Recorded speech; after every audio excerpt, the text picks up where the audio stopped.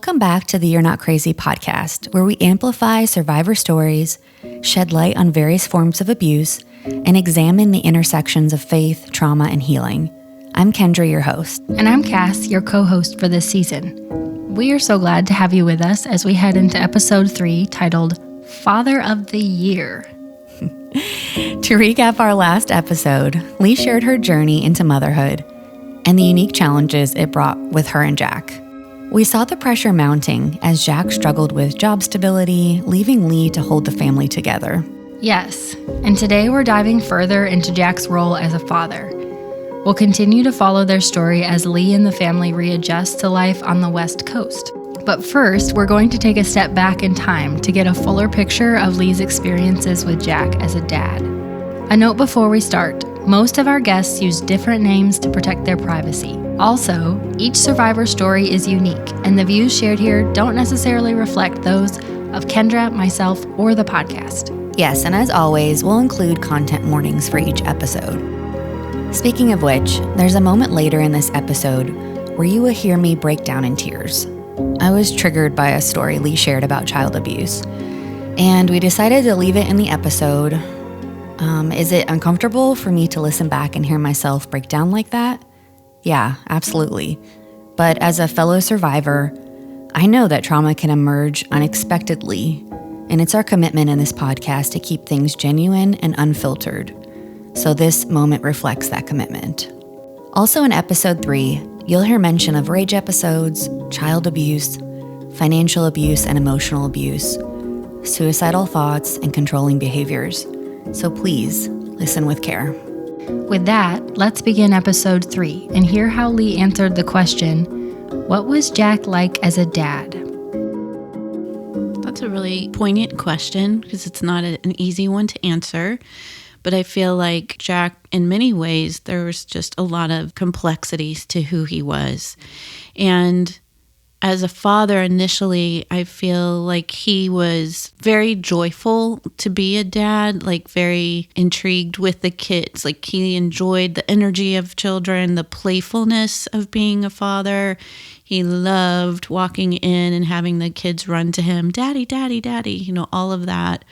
I think I would describe him as, it looked from the outside like a really fun, loving family with dad at the center of being kind of the clown. The entertainment. Yeah, the entertainment. But what I felt on my end was that he was not someone I felt was diligent to keep the children safe. I never really felt like I could leave them with him and relax. So I felt like there was a lot of times that I turned into a parent coach, who would say, hey, you need to say this, or you need to change the way you discipline, or can you go back and make repair in this way? And I was constantly trying to mend fences. When they were little and he was just excited about being elevated as the fun dad, here comes dad, everything's fun and good. That was all great. But then when he started to really want control about what they ate, how we dressed, what we watched on television, what music we got to listen to, he would get really offended. And instead of having a good conversation about here is why I'm trying to protect, what you see and what you take in or whatever that I know some parents who are more restrictive do, it was just like, it's my way or the highway. I'm the leader. I'm the dad. I'm the authority. He was very insulted that anyone would challenge him in any way. And as the children got older, that got more disturbing to me because they outgrew him. They became more mature than him. And they were preteens. So they were pushing back a little bit, like, this isn't logical. This doesn't make sense. You're not hearing me. And he would just get loud and angry. And I did not enjoy that. So was the loud and angry just basically him trying to reiterate his way and his position in the family? Like what did that look like when he did that? I think where he got mostly loud and angry was not at that point, wasn't at the children as much as it was at me when I questioned or called him out on things and tried to, argue a different way. Then the doors started slamming And, the tantrums got louder. He would leave with all the kids in the in the driveway or in the yard, wondering, where's Daddy going? Daddy's angry, so, and then no resolve, no coming back and actually working it out. It just was like, okay, now we're just going to push that under the rug. Like it never I happened. don't have the energy. Yes. Yeah. Always like that didn't happen. If we pretend it didn't happen, it didn't happen. And so what's for dinner? When we asked Leigh where Jack got his parenting style from, she commented that their church at the time was teaching a program called Growing Kids God's Way. Leigh explained that she really pushed back against that and eventually introduced love and logic to the community. But a lot of people still embrace that strict, authoritative style. Jack seemed to thrive in that style. He'd eagerly sit down with the children, quoting Bible verses and guiding them through spiritual lessons. To the outsiders, it probably looked like a dad being deeply involved in his kids' spiritual upbringing. But to Leigh, it felt oppressive. There was no room for questions or for the kids to think for themselves. It was always his way or no way. The inconsistency in Jack's approach soon became apparent. When the kids made mistakes, it was all about discipline. They had to learn their lesson. But when Jack messed up, suddenly it was, love keeps no record of wrongs. He demanded grace for himself, but offered none to the kids. As Leigh and I talked, I couldn't help but see a pattern emerging. I joked that it sounds like his parenting style was just an extension of his husband's style. Leigh gave a half smile, acknowledging the irony. Yeah, she said softly. It really was his personal style, authoritative and always about him. It became clear that this wasn't just a parenting approach. It was how Jack saw the world. He needed to be in control, to have the final say. And whether it was as a father or a husband, everything seemed to revolve around his rules, his expectations, and his need to maintain authority. So we had 2 biological children, and we also adopted 3 children through international adoption. And they had suffered a lot of trauma and loss and had basically lived on the street. So your common parental threats to kids that have survived a story like that don't go over well. Like, you're going to remove this from me? Okay, well, I've been starved before, so not, give it your best shot. So they basically laughed in our face with any kind of normal restrictions. Parameters. Right? Like, you don't get to do this. Anyway, there are a lot of challenges that come with international adoption, and I did not have a partner that would understand their perspective. I had a partner who said, I'm the dad. It's my way at all times, and they need to listen and obey first time. And so then I became like this trauma-informed parent coach in the house and trying to explain like what's going on for them and how parenting looks different with kids that have had trauma and loss. And was he trying to keep the rules the same as they were for your biological kids? He got more restrictive because they were more out of control. So I felt like he responded like, I'm going to double down and show you that I'm in control. Wow. So if you're hoarding food and taking food from my kitchen, now I've got a camera in the kitchen so I can catch you and watch you. And it became like creepy weird like that. Like, we don't want to restrict them. We want to show them that they have access to food at all times and it's safe to ask us for food. So just, I was in the middle of that storm now that I'm trying to parent kids that were really from hard places. And this partner who was kind of making things worse. And it was a lot.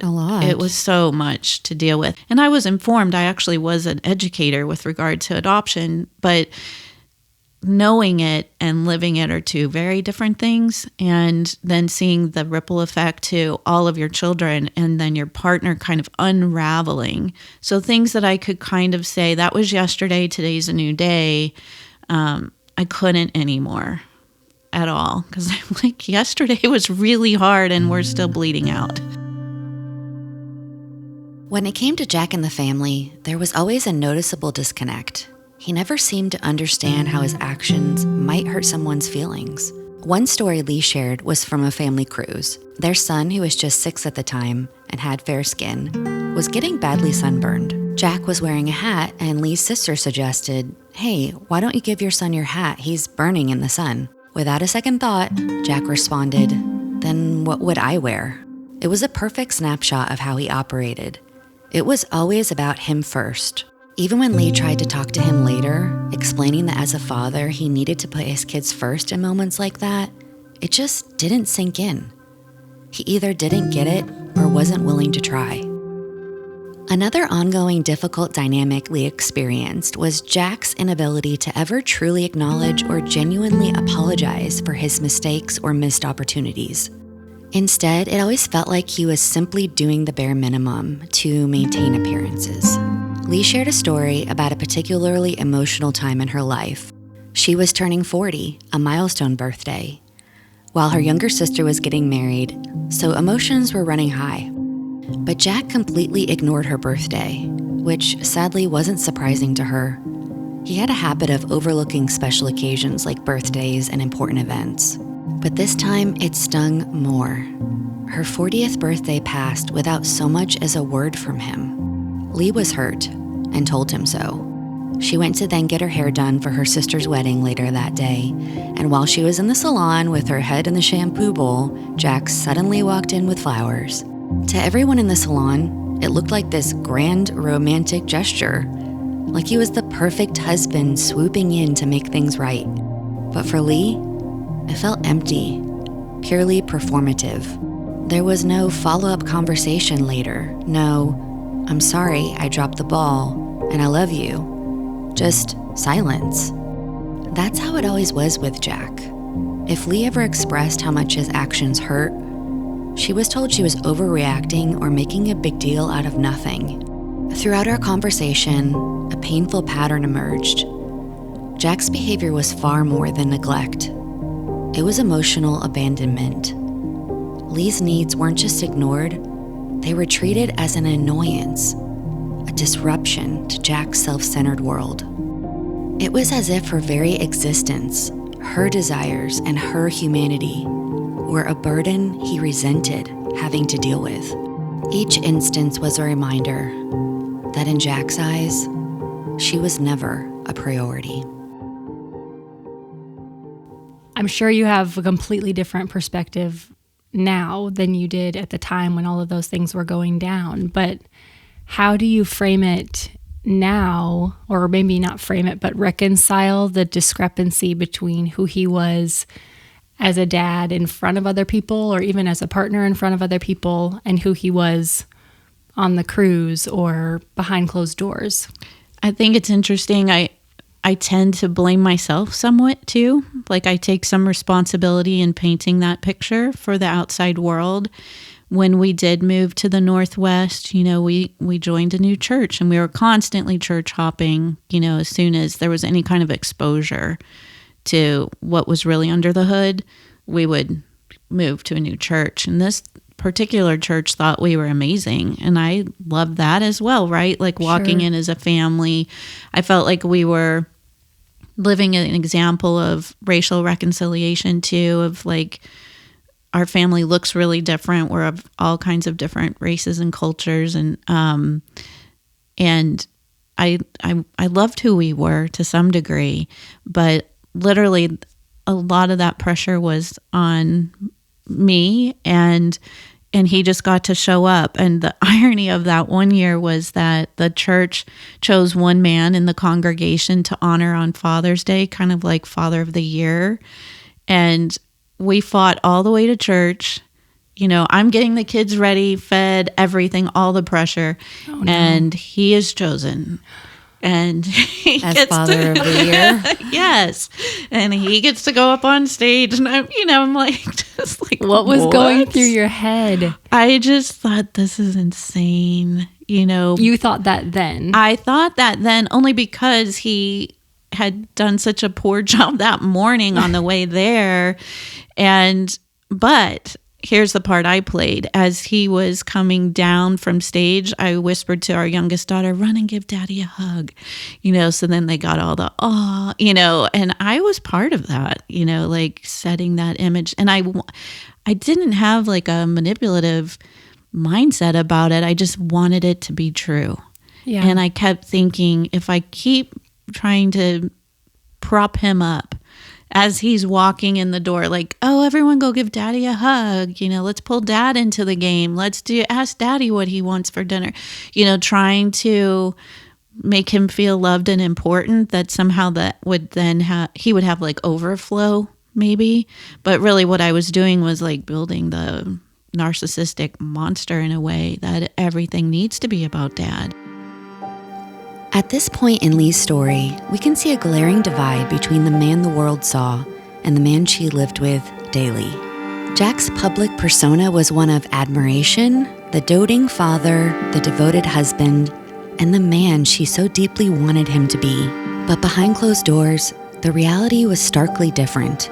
At home, she was constantly reminded that this idealized version of Jack was just that, a version.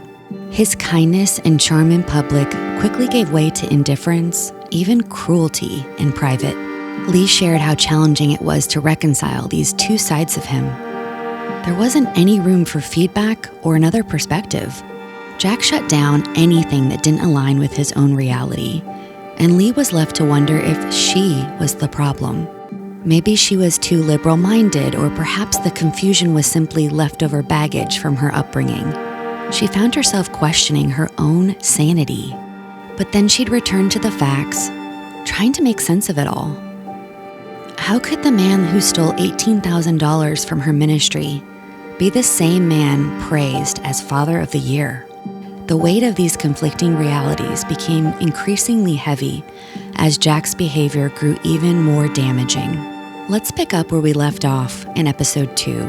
The family had just returned to the West Coast, having sold everything, facing financial ruin, and with Jack having lost yet another job. But for Leigh, the shocks were only beginning. A past family friend, someone who had even been at their wedding, appeared at her door with a story that would leave her yet again reeling. He said, I'm here. He was very clearly angry. And I said, please calm down. We're friends. Like, I don't know what you're talking about. Come in. And he very angrily said, you owe me $18,000. And he said, as a wife, you are equally responsible, and quoted scripture about, the two are one, and you are just as responsible. And so I tried to just calm him and myself at that moment, because my brain was just spinning, like, how can we be back here? And by almost the same amount that he had taken from my ministry. So I'm thinking, we're looking at thousands of dollars. That Jack had taken. Mm-hmm. So somehow there's a lot of money going that somewhere. I've surely never felt or experienced inside our family. And how is this true? So anyway, he said, have him contact me. And then that started a whole argument, obviously, when he came home, like, what is this about? And he had borrowed money from him. And then that also opened the conversation into learning that he had not only borrowed from him, but another couple that we knew, and also his parents. And because I started digging at that point, like, what else do I not know about our financials? Were you just looking at bank statements, or? I was trying, and then I started asking questions and, almost interrogating him, I guess, Sure. Like, tell me more. And there were other phone calls coming in. His sisters shared with me about the parents, and then the other couple, I had noticed that there were phone calls coming in. So then I contacted them and said, what is this and how much do we owe you? And so what was his reasoning for all of that? What was Jack's There was response? none. No reasoning. It was not my business. He had done it, and he was working it out. It was fine. It was no big deal. He didn't tell you why he borrowed money? No. Nope. No. Did you? I ever- don't did know you, to yeah, I this was like, day. did you ever know? No, I don't know to this day. And later, my therapist would say, there are going to be some things this side of heaven that you will never know, and you have to find a way to let go of those things because they'll eat you alive. And I had kids to raise. I had kids falling apart. They were getting older. They were pushing back. They were in new schools. Our oldest daughter went off to college, which changed all the dynamics because she was the helper, right? She was my little co-parent, So you're freshly moved the entire family across the country, and you're hit with this bombshell, and you're given no Right. explanation, and you're basically, the way you're communicated to is, again, you're being a nuisance to me. This isn't your business, butt out. Right, exactly. And by the way, I quit my job because I didn't really like it. I'm not going to tell you why or talk to you about it. So not only are we, pretty close to penniless, we are in the hole and obligated. And I was really furious too about borrowing money from his elderly parents who I felt like, and I said to him at this time, we should be at the stage of our life where we are taking care of them, not them taking care of us. Like we should be solid. We should have careers that are solid and saving money. We should be, how did we get here? And there were so many pieces that I didn't understand and I still don't know. And I just thought, I don't have time to figure out all these ridiculous pieces. I've got to just go to work because we need to be solid. And actually, I just saw a couple of my kids yesterday and we were talking about when we had to go to a food pantry. And one of my kids thought we were there to volunteer because we had, done that. And I'm like, no, actually, we're going to experience the other side. And my daughter was saying, I just remember that they had Nestle chocolate mix that Dad would never let us have. And you said they have strawberry or chocolate, and which one do you want? Because I was trying to make it a fun experience. And that's what she remembered about going to a food pantry. Leigh couldn't believe it.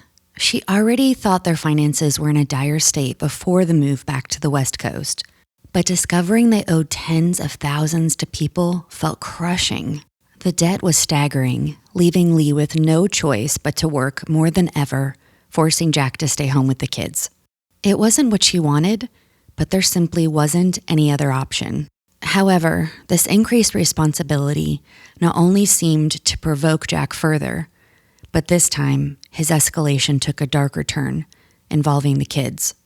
I want to pause here to include a content warning again, as Leigh will soon recount a difficult instance of child abuse. Please listen with care. I was working so much, and so Jack had to be at home with the kids more because I was able to get jobs. And I was an adjunct professor, and I was also doing social work and counseling, so I didn't have a full-time 9-to-5 job. I was teaching at night and then running to go do home studies, and, it was hit and miss. So he was watching them more than I would have liked. And they tell stories later, like Dad put us in our room or he locked us out of the house and made us play outside and lock the door. We didn't have anything to drink or eat. Or we were in the bedroom, he got angry with us and threw our food at us. And there was one incident where we were in the living room with the windows viewing the kids in the cul-de-sac where we lived. And we saw our son throw his scooter because he's a boy and threw a scooter. And so, his dad called him in, Jack called him in, and my son came in. He was probably now 11 or 12, and he threw him against the wall when he came in. Gosh. I came home one day and he was in the girls' room and he was really mad at our daughter who would smile when she was in trouble, part of her trauma response. And he thought she was mocking him and just started wailing on her, spanking her.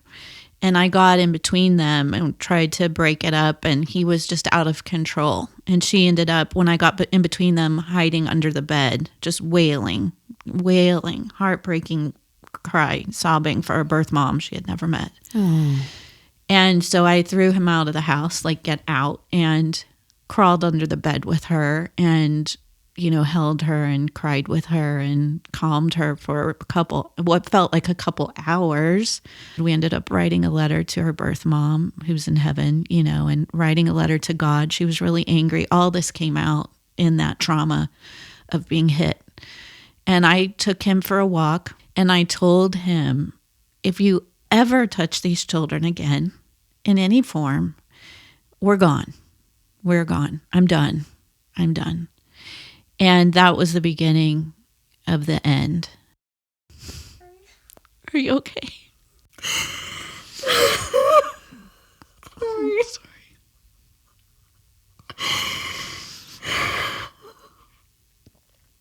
What's coming up for you? Just those same moments. Just...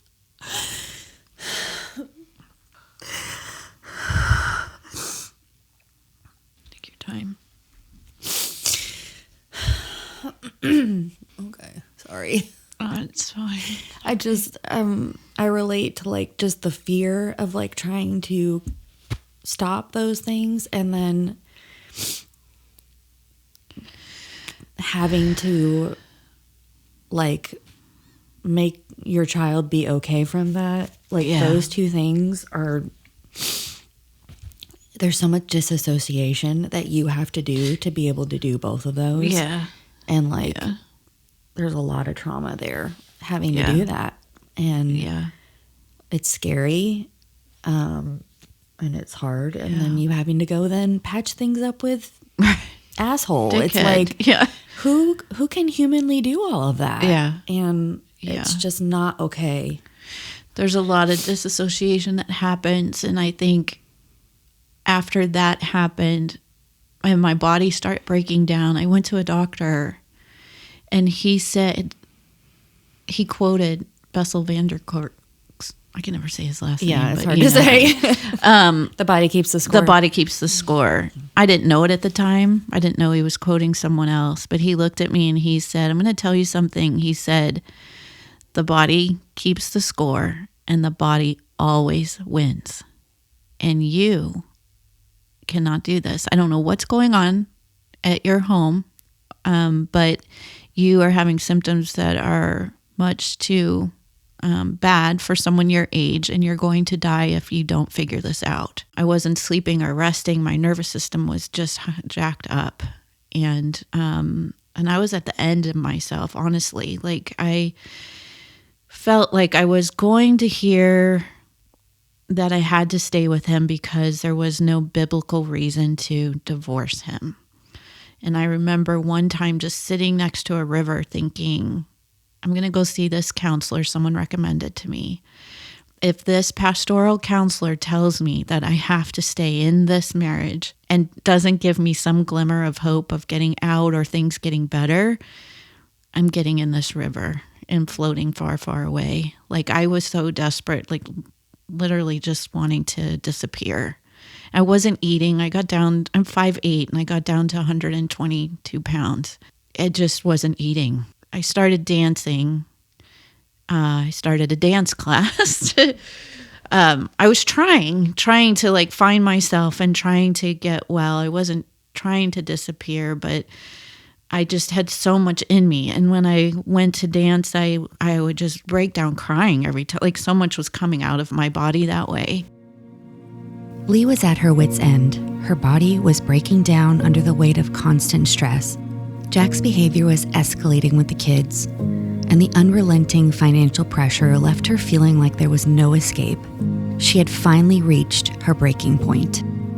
Seeing her exhaustion, Jack's sister stepped in. They recognized her struggle and offered to help, hoping to provide some relief from the chaos Leigh was enduring. He had several sisters who were wonderful to me. Some of them took the kids, and another one said, come see me, and she lived out of state. And so she brought me for like a 3-day weekend for a break. And I got on the airplane, and as soon as they said, we're turning the lights out and you can rest, and ding, I just started crying, silent crying. I cried the entire way there. And I got off the airplane And she's there to greet me like, it's going to be a fun sister weekend. And I'm a mess. And she's like, what is wrong? And I said, I'm losing it. I'm losing it. And so that was the beginning of kind of my decision making. Like, this isn't sustainable anymore. I've given all I can give. And if I go down, what's going to happen to my kids? I clearly don't believe that he could handle them or could take good care of them. I have got to figure me out. I have got to save myself so that I can raise my kids. And that weekend, I had a little bit of refreshing, right? I had a break. She got me a massage. I had someone listening and caring about me and explaining to me like some of the dynamics of their family of origin that I was unaware of. That I thought, okay, this is Jack's sister, Jack's right? sister. Okay. Yeah, his sister. And so I felt somewhat refreshed. And when I started to come home, my oldest son, called me and said, we're all home again, waiting for you today to come home. And Dad is going off. Someone's lost the remote and he's going off. And my son started crying. And he's a freshman in high school at this point. Like, that's not a normal thing for him to be weepy. And he sounded scared. He sounded like me, like he was done. And so I came home and Jack picked me up in the airport. And I remember first seeing him like holding out some hope. We're going to have a talk. And like, I don't know, I loved him, right? Like, I wanted to love him. I was so frustrated with him because he wasn't acting as a person I knew that I still believed he could be. And he would give me enough glimpses every now and then that I would always hold out hope, like, you can be more than you are. You can be loving. You have capacity. You know, there was some part of me that still was hopeful. And we get in the car and I said, our son called and what happened today? Like, what's going on with you? And he got so angry with me that I was asking him that he started speeding like crazy on the highway, scared me to death because he was erratic in his driving and so angry. So we get home and it's late and the kids are in bed. I say hello to them. But I remember sitting with him. The kids were not around. And I said, I don't think this is who you want to be. This is not who you tell me you want to be. You love God. I'm inviting you to give us a break. We're all needing a break. I need you to leave the house. And I had found a pastor friend that said he could come stay with him for a while. And he looked at me and said, absolutely not. This is my house. This is my family. I was like, it's not your house. We're renting this house and barely at that. No, I will not. And he said, it's the kids or me. You always choose them over me. It's them or me. And I said, okay, you're right. And I will help you pack.